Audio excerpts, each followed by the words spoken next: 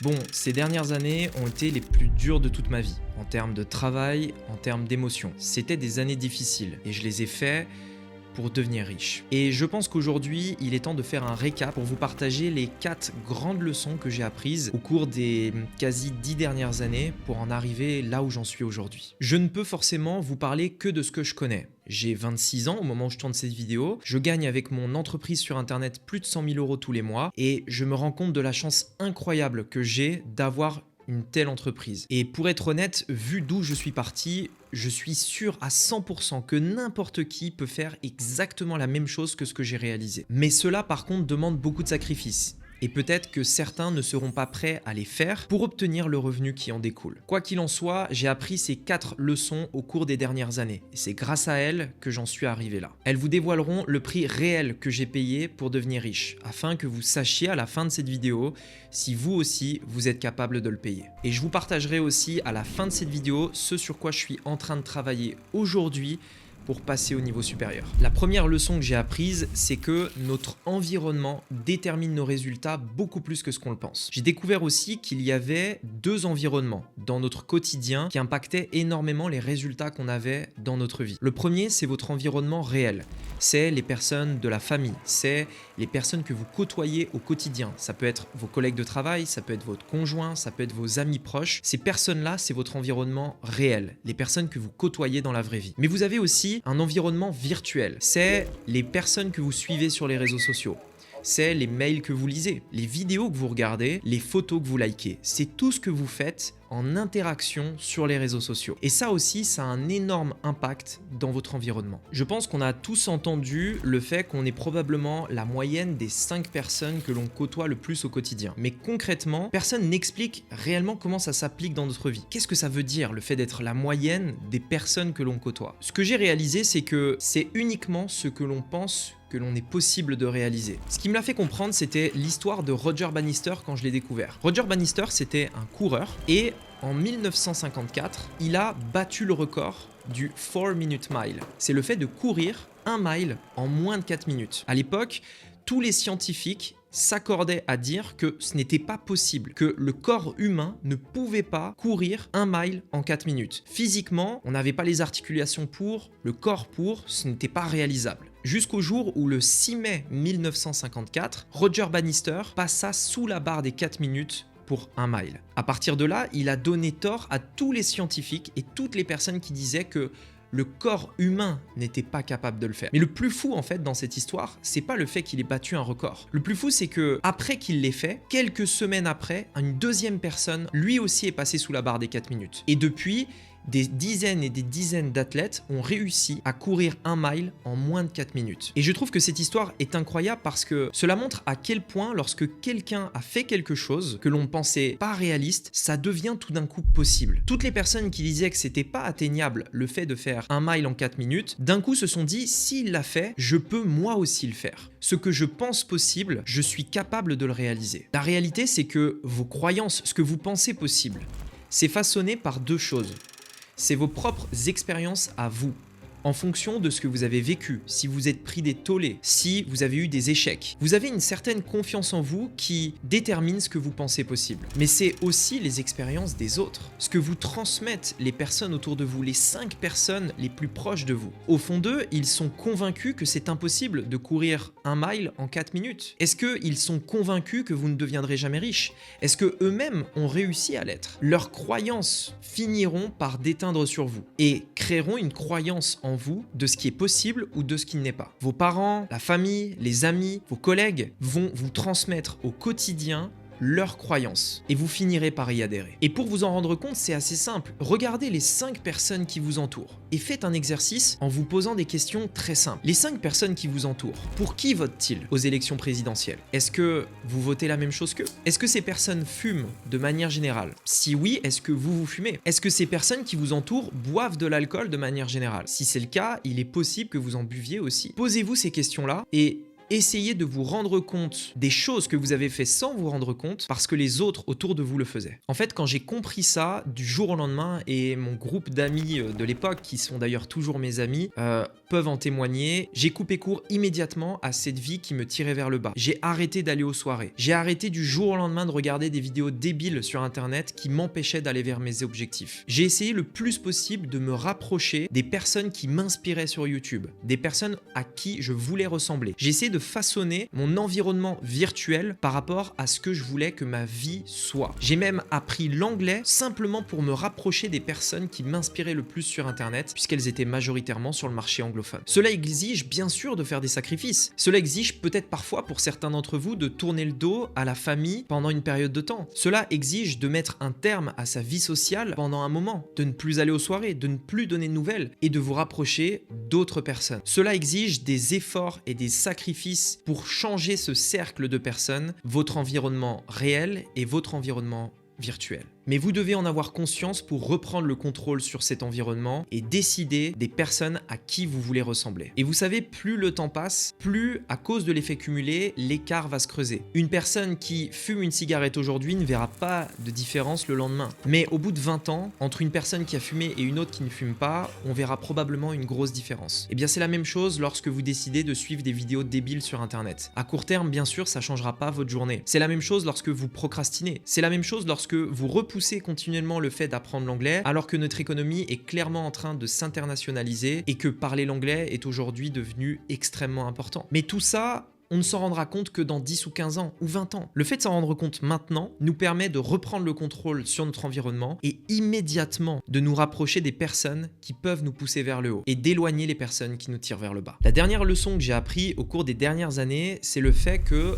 un voyage est toujours un très très bon investissement. Vous savez, voyager, c'est quelque chose qui coûte énormément d'argent. Entre les billets d'avion, les frais de déplacement lorsqu'on est sur place, l'hôtel et tout le reste, ça peut très rapidement chiffrer. Et d'ailleurs, au moment où je tourne cette vidéo, nous sommes vendredi et dans 3 jours, je pars à Dubaï et j'ai tout payé pour 2 personnes. Les billets, le logement et tout ce qui sera sur place, moi et un membre de l'équipe. Donc je suis très bien placé pour vous dire que le déplacement et les voyages coûtent très cher. Et d'ailleurs, si vous voulez venir me voir à Maurice, là où j'habite maintenant, c'est toujours pour moi un très grand plaisir de rencontrer les abonnés, d'aller faire des restaurants, de boire un café avec vous, eh bien il faudra compter au minimum 2500 € pour une personne pour une dizaine de jours et vous serez pas dans le plus grand des luxes parce qu'il y a un billet à prendre, il y aura l'hôtel et les différents frais sur place. Et le truc c'est que quand vous aimez les beaux hôtels comme moi et que vous aimez aussi aller dans des beaux restaurants, eh ben l'addition se fait très rapidement salée. Donc en effet c'est très cher et pendant très longtemps j'arrivais pas à faire le lien entre cette dépense et le retour sur investissement que ça pouvait m'apporter. C'est un petit peu mon côté très analytique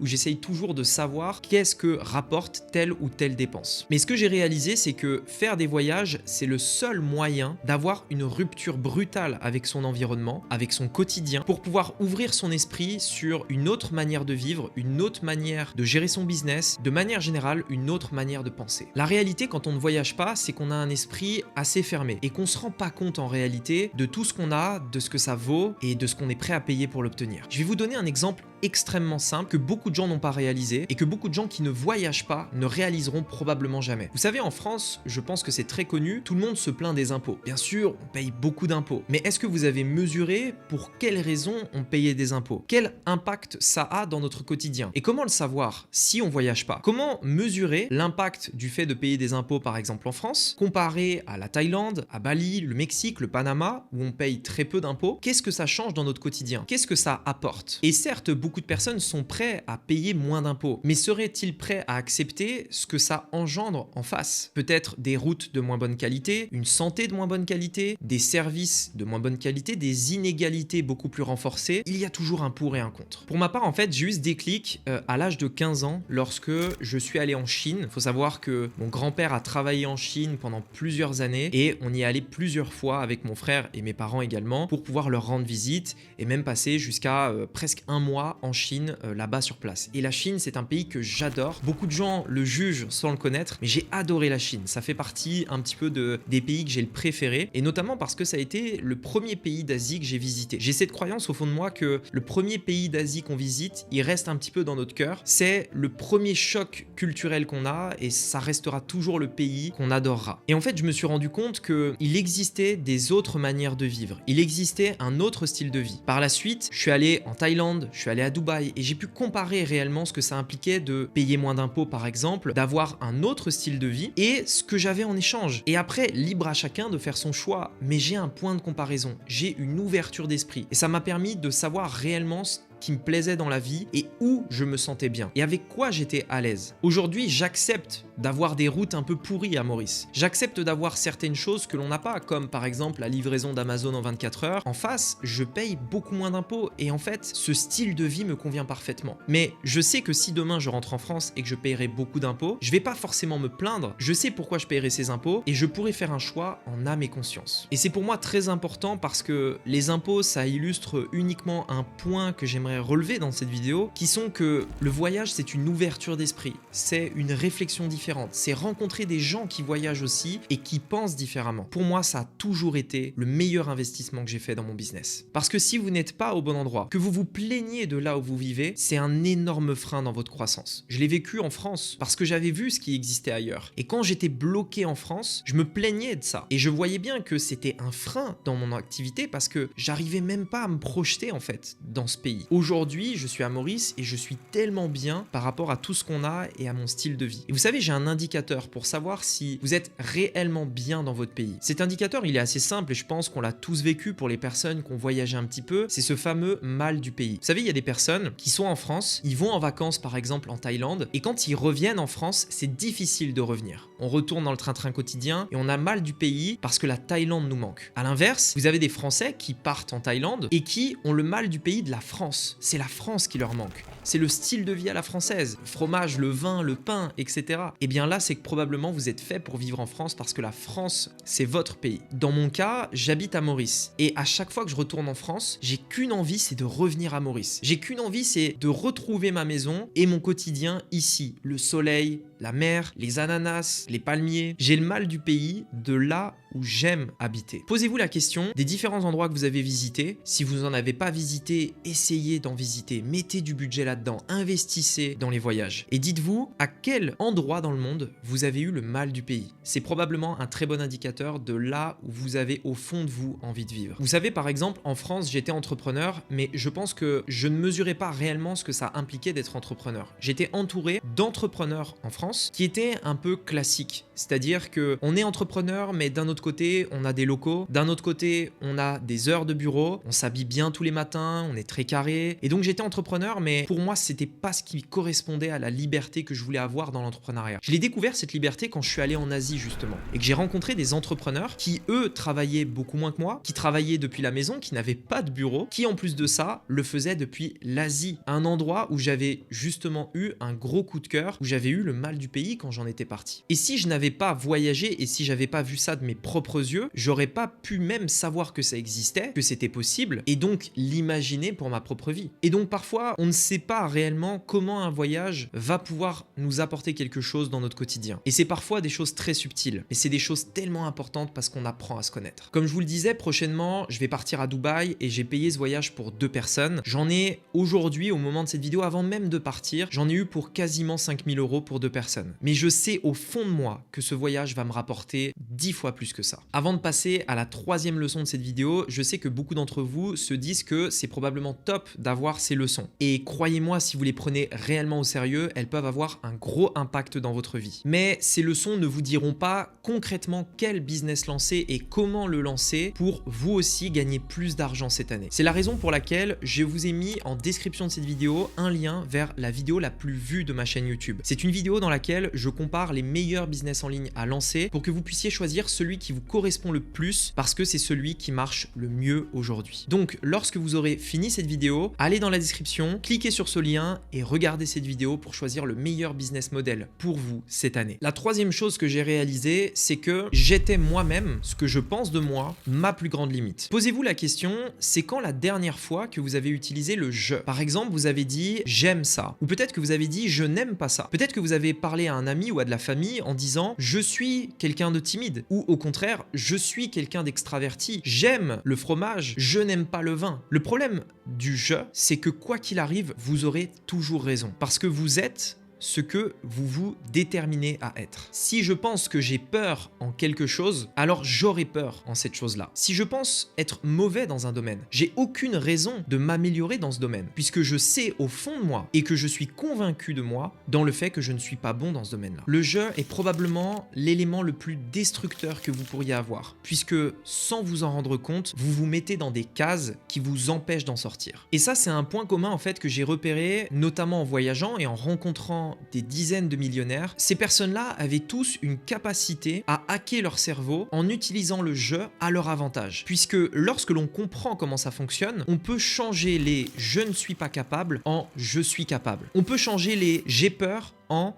je vais relever ce défi, j'en suis capable, j'ai les compétences, je suis doué dans ce domaine. Et l'exemple le plus récent que j'ai à propos de ça, ça a été une fois, j'étais au restaurant avec un ami ici à Maurice, je partageais un petit peu, on parlait de business, je partageais mes résultats, je partageais ce que j'avais fait dans mon activité. Il me disait mais pour quelle raison du coup tu n'arrives pas à aller plus loin avec ton business? Et ce à quoi je lui ai dit, écoute, je pense que j'ai atteint la limite de mon marché. Je pense que je peux pas aller plus loin. Je pense que ce que je dépense en publicité pour toucher mes prospects potentiels, eh bien, c'est la limite de mon marché et que si je dépense plus, je vais simplement toucher plusieurs fois les mêmes personnes. Et en fait, j'avais raison parce que j'étais convaincu de ça. Mais la réalité, c'est que quelques semaines plus tard, j'ai contacté une personne qui était plus ou moins dans le même domaine que moi, plus ou moins sur le même profil type de client que moi. Et cette personne-là m'a dit qu'il dépensait 20 fois plus que moi en publicité. Il me l'a prouvé, il m'a expliqué comment il faisait et à partir de là, je me suis dit, j'avais tort. Je pensais que ce n'était pas possible, je m'étais convaincu que j'avais atteint une limite dans mon marché, mais cette personne qui m'a prouvé que ce n'était pas le cas a complètement renversé la situation. Et c'est à partir de ce moment-là où j'ai changé le « je suis limité » par « je peux moi aussi avoir les mêmes résultats que cette personne, j'en suis capable et je peux aller plus loin ». Et le mois d'après, j'ai tout simplement fait x3 sur mon business alors que j'étais bloqué à un stade depuis plusieurs mois. Peu importe aujourd'hui où vous en êtes, je suis quasi certain, parce que moi aussi je le fais en réalité, on sous-estime tous la puissance que le je peut avoir sur nos croyances, nos actions et la conviction qu'on a dans les actions qu'on entreprend au quotidien. Posez-vous la question aujourd'hui, dans quelle partie de votre vie vous utilisez le je de la mauvaise façon? Est-ce que vous vous donnez des excuses pour les résultats que vous n'obtenez pas dans le business? Est-ce que vous vous trouvez des raisons de ne pas aller à la salle de sport ou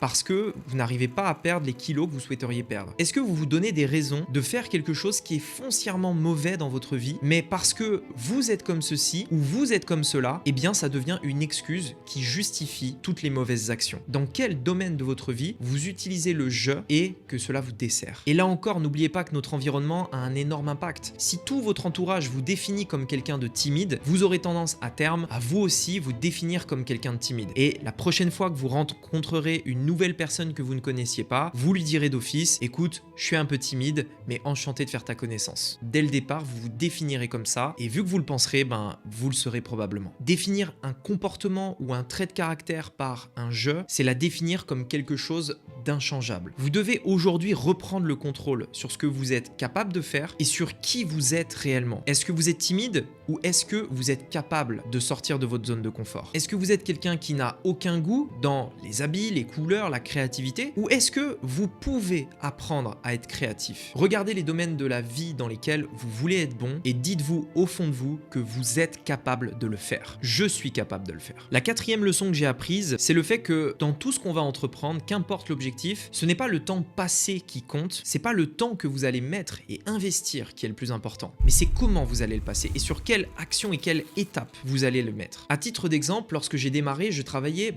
beaucoup plus qu'aujourd'hui pour développer mon business. C'est normal, j'étais jeune, j'avais très peu d'argent et il fallait que j'apprenne beaucoup de choses. Donc forcément, je travaillais sur plein de tâches en même temps et j'étais pas nécessairement productif. Mais la réalité, c'est que je travaillais beaucoup plus qu'aujourd'hui et que je gagnais 100 fois moins qu'aujourd'hui. L'une des tâches que je faisais le plus, c'était appeler des personnes toute la journée, parfois jusqu'à 100 personnes en une seule journée pour tout simplement essayer de décrocher des rendez-vous. Aujourd'hui, par exemple, j'ai un système qui tourne en automatique et qui génère des appels pour mon équipe afin de pouvoir proposer nos offres et nos services. Et en travaillant 10 fois moins, je peux obtenir 10 fois plus de résultats. J'ai dû apprendre quelles étaient les tâches importantes et les tâches que je n'avais pas besoin de réaliser dans mon activité et pour mes différents objectifs afin d'aller plus vite. Pour moi, le vrai accélérateur, ça a été le fait de rejoindre des formations, de rejoindre des masterminds, de me faire coacher également, puisque j'avais quelqu'un qui était passé par toutes ces étapes avant moi et qui pouvait me dire exactement qu'est-ce qui fonctionnait aujourd'hui, quelles actions je devais mettre en place et qu'est-ce qui était de la perte de temps. Il fallait que j'apprenne le quoi et le comment pour chaque tâche avant de mettre en place un processus, un système, des automatisations qui allaient me permettre tout simplement de me libérer du temps après avoir appris à le faire. Et vous savez, c'est pas quelque chose de facile parce que on est issu d'une société où c'est le travail à l'heure qui importe. Qu'importe le travail que vous allez fournir, du moment que vous travaillez de 8h à 17h, c'est tout ce qui compte. Et le problème, c'est que la société vous rémunère, vous récompense en fonction d'un taux horaire ou du temps de travail que vous allez passer plutôt que la productivité que vous apportez. Et pour un entrepreneur ou pour quelqu'un qui souhaite réellement atteindre des objectifs, ça peut créer aussi beaucoup de culpabilité. Le fait de se forcer à travailler des heures quand c'est pas forcément nécessaire. Et ça, c'est quelque chose que j'ai appris qui m'a permis d'avoir un beaucoup plus grand équilibre dans ma vie personnelle également par rapport à ma vie professionnelle. C'est le fait de comprendre que vos résultats et l'impact que vous allez avoir dans votre vie, dans l'aspect financier par exemple, n'est pas directement lié au temps que vous allez y passer, mais c'est lié aux tâches que vous allez faire et comment vous allez les accomplir. Pour ma part, par exemple, je sais que le matin, je suis beaucoup plus productif et que l'après-midi, un peu moins. Je vais donc mettre toute mon énergie sur les tâches les plus importantes le matin. L'après-midi, c'est un petit peu freestyle. Je peux parfois faire des tâches, parfois pas. Je peux parfois m'avancer, parfois me reposer, ça dépend. Mais je sais que 90% de ma journée sera terminée à midi. À présent, ce que je vais faire pour passer au niveau supérieur dans ma vie, ça va être de rencontrer de plus en plus d'entrepreneurs pour ouvrir encore plus mon esprit, essayer de voyager un maximum et surtout renforcer ma confiance en moi. Je pense que la confiance est aussi quelque chose qu'on sous-estime énormément dans tout ce qu'on peut accomplir. Je pense que ce sera la 5e leçon que je vais apprendre au cours des prochaines années. Comment développer cette confiance et l'impact réellement qu'une confiance en soi peut réellement apporter dans sa vie. Voilà, j'espère que ces 4 leçons qui m'auront presque mis 10 ans à comprendre et que je vous ai dévoilées dans cette vidéo pourront vous être utiles pour vous afin de développer votre business et atteindre vos futurs objectifs. Comme d'habitude, je vous observe de loin et je vous encourage à tout donner pour réussir.